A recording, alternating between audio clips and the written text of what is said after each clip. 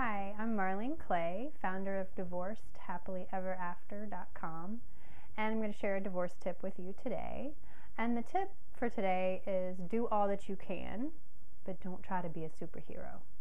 And what I'm talking about here is when you split up with your partner, you now have taken what used to take two adults to accomplish, and now you've got just one of you to handle what feels like everything, right?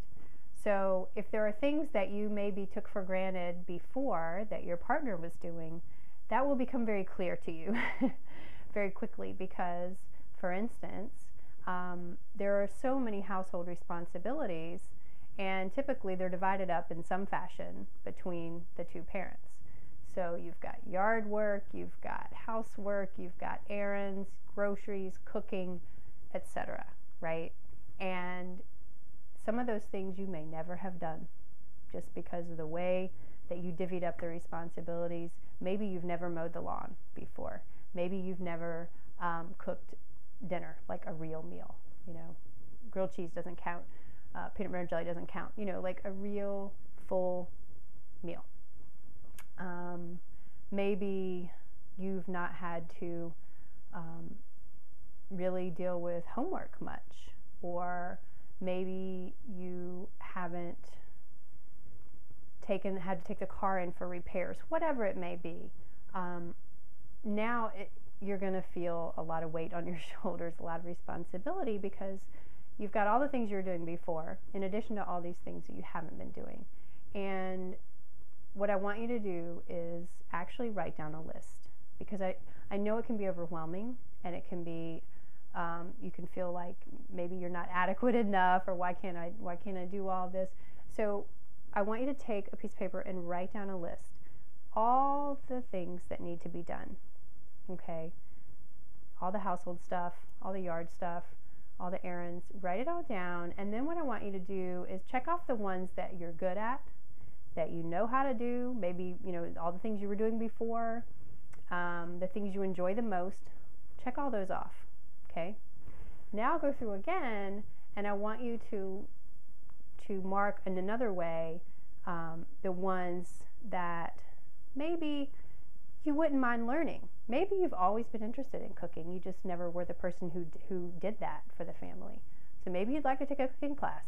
I don't know. Maybe you're actually interested in yard work, but you just never really did it before. Great. So mark the ones that you'd like to learn, or that you're at least okay with learning, you're willing to learn. And then I want you to circle all the ones that you absolutely cannot do. Maybe it's lugging heavy things in and out of the attic or something, and you're not capable of that. Or maybe it's the cooking and the grocery shopping. And I'm not going to say you're not capable, but maybe you have absolutely no interest. You've never been good at it, and you don't care to be. And that's okay. There's no judgment here. But circle all the ones that you can't do, you won't do, or you just really don't want to do. Okay?